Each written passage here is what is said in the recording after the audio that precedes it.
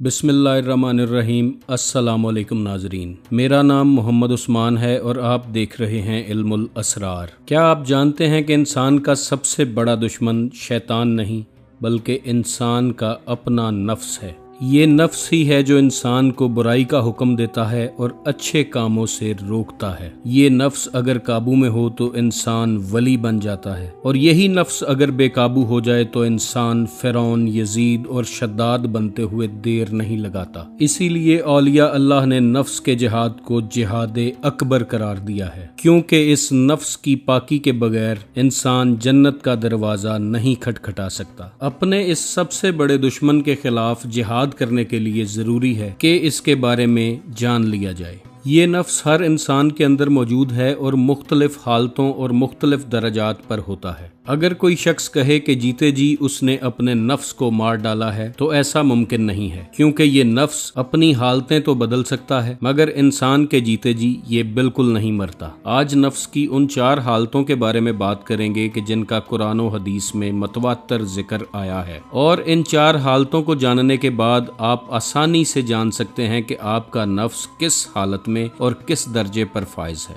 ये वीडियो इंतहाई इंफॉर्मेटिव होने वाली है। वीडियो को आखिर तक देखिएगा, पसंद आए तो इसे लाइक कीजिएगा, शेयर कीजिएगा और चैनल को सब्सक्राइब कीजिएगा ताकि आपका और हमारा राब्ता बना रहे। नाजरीन, इंसान 3 चीजों का मुरक्कब है: बॉडी, सोल एंड स्पिरिट्स। जिस्म का ताल्लुक इस मादी जहान से है, और जब रूह जिस्म को छोड़ जाती है तो ये जिस्म मिट्टी में चला जाता है। इस जिस्म में जो रूह है वो अल्लाह की तरफ से ही आई है और अल्लाह की तरफ ही लौट जाती है। और स्पिरिट्स वो लताइफ हैं जो दूसरी दुनियाओं के रास्ते हैं और इंसान के जिस्म में खुफिया रखे गए हैं। इन लताइफ को जगाने या उजागर करने के लिए मुख्तलिफ मकतब फिक्र में मुख्तलिफ तरीके बताए जाते हैं। इन तरीकों पर चलते हुए इंसान अपने कल्ब, रूह, सिरी, खफी, अख्फा और अना को एक्टिवेट कर सकता है। जब ये स्पिरिट्स एक्टिवेट होती हैं तो इंसान का राब्ता ऐसी मखलूकात और ऐसे जहानों से कायम हो जाता है जो आम इंसान आम आंख और आम नजर से नहीं देख सकता। वो आलमे अरवाह की सैर करता है और फरिश्तों से गुफ्तगू करता है, और ये सब कुछ इन्हीं स्पिरिट्स या लताइफ के जरिए मुमकिन होता है। इसके अलावा इंसान के जिस्म में नफ्स नाम का एक वायरस भी मौजूद है जो इंसान के जिस्म में शैतान का नुमाइंदा है, जो इब्लीस का पैरोकार है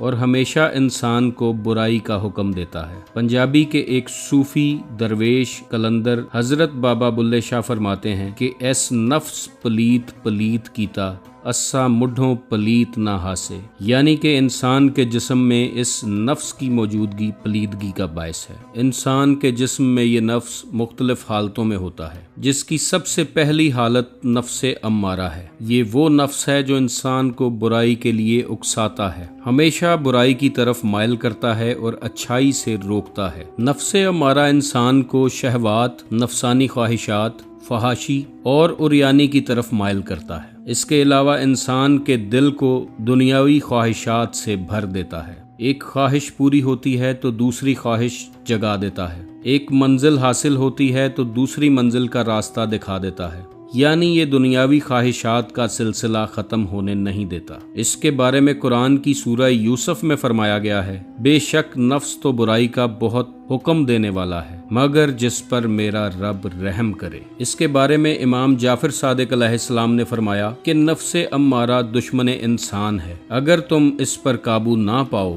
तो ये तुम्हें हलाकत तक ले जाएगा। नफ्स की दूसरी हालत नफ्से लवामा है, यानी कि मलामत करने वाला नफ्स। जब इंसान का नफ्स इस दर्जे पर फायज होता है तो इंसान को गुनाह के बाद मलामत होती है। वो अपने गुनाह पर शर्मसार होता है, उसका ज़मीर उसे झंझोड़ने लगता है और वो गुनाह के बाद पछताता है और अल्लाह के हुजूर तौबा करता है। नफ्स की ये हालत इंसान का निजात की तरफ पहला कदम है। इस नफ्से लवामा के बारे में अल्लाह ताला सूरह क़यामा में इरशाद फरमाता है, और मैं कसम खाता हूँ मलामत करने वाले नफ्स की। इसी नफ्स के बारे में हुजूर अलैहिस्सलातु वस्सलाम ने फरमाया, मोमिन का ज़मीर ही इसका वाइज है, यानी ये नफ्से लवामा ही इंसान को अच्छी नसीहत करता है। इस मकाम पर इंसान का ज़मीर जागने लगता है। नफ्स की तीसरी हालत को नफ्से मुल्हिमा कहते हैं। ये वो नफ्स है जिस पर इल्हाम किया जाता है, ये नफ्स की एक खूबसूरत और लतीफ़ हालत है। ये वो मरहला है जब इंसान को अल्लाह की तरफ से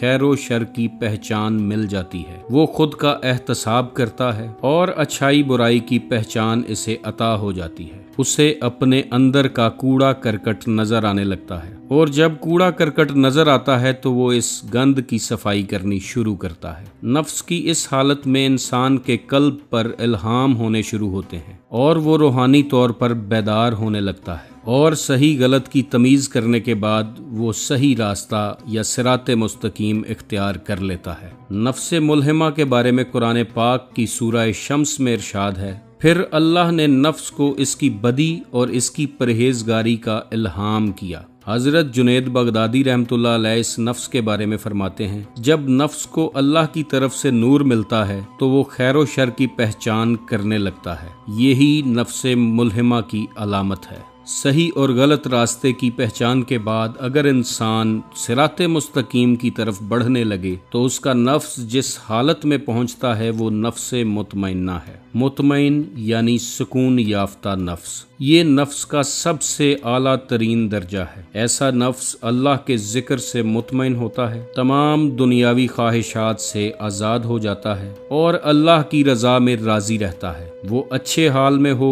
तो भी राज़ी है, बुरे हाल में हो तो भी राज़ी है। उसे इज्जत मिले तो भी राज़ी है, उसे जिल्लत मिले तो भी राज़ी है। दुनिया की ऐशो इशरत में ज़िंदगी गुजरे तो भी राज़ी, फ़कीरी और दरवेशी में ज़िंदगी गुजरे तो भी राज़ी। ये नफ्स की वो हालत है कि जो अल्लाह की रज़ा में हर हाल में राज़ी है। कुरान पाक की सूरह फजर में अल्लाह इस नफ्स मुतमइन्ना के बारे में फरमाता है कि ए नफ्स मुतमइन्ना, अपने रब की तरफ लौट चल, इस हालत में कि तू इससे राज़ी और वो तुझसे राज़ी। बस मेरे बंदों में शामिल हो जा और मेरी जन्नत में दाखिल हो जा। नफ्स मुतमइन्ना नफ्स की वो हालत है जो इंतहाई लतीफ़ है और जन्नत में दाखिल होने के लिए तैयार है। रसूलुल्लाह सल्लल्लाहु अलैहि वसल्लम ने इसके बारे में फरमाया कि हकीकी दौलत नफ्स की कनात है। और हजरत बायजीद बस्तामी रहमतुल्लाह अलैह फरमाते हैं, नफ्से मुतमइन्ना वो है जो अल्लाह की रज़ा के सिवा किसी चीज़ पे राज़ी ना हो, यानी उसकी रज़ा सिर्फ अल्लाह की रज़ा में हो।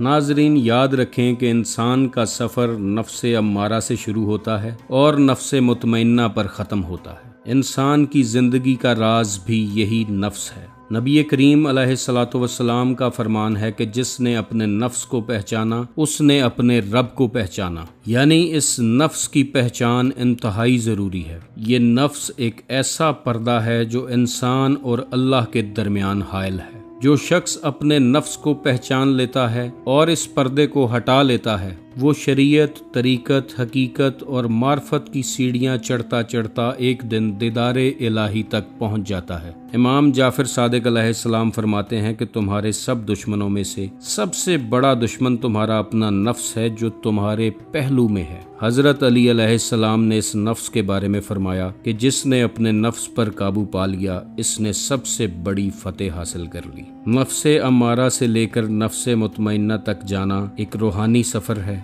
जो हर इंसान के लिए है। जो लोग मुजाहिदा करते हैं, औलिया अल्लाह की सोहबत इख्तियार करते हैं, ज़िक्र व अज़कार की महफ़िलें मुनक्किद करते हैं, हजूम में और तन्हाई में अल्लाह का जिक्र करते रहते हैं, वो एक दिन नफ्से अम्मारा से निकल कर नफ्से मुतमइन्ना तक पहुँच ही जाते हैं और अल्लाह के ख़ास कुर्ब के हकदार बन जाते हैं। इस नफ्स को आप कभी कत्ल नहीं कर सकते, लेकिन इसको अल्लाह के नूर से नूरी ज़रूर किया जा सकता है। नफ्स को पाक करने के लिए जो मुजाहिदे किए जाते हैं इनका जिक्र आने वाली वीडियोस में करेंगे, क्योंकि नफ्स को जान लेने के बाद इस पर काम करना और इसे नूरे इलाही से सरशार करना इंतहाई ज़रूरी है। ये वो काम है जिसके लिए इंसान को इस दुनिया में भेजा गया है। एक हदीस मुबारका में आया है कि अक्लमंद वो है जो अपने नफ्स का मुहासबा करे और मौत के बाद की तैयारी करे, यानी कि नफ्स का मुहासबा ही असल आखिरत की तैयारी है। हज़रत हसन बसरी रहमतुल्लाह अलैह फरमाते हैं कि नफ्स की मिसाल एक बच्चे की तरह है।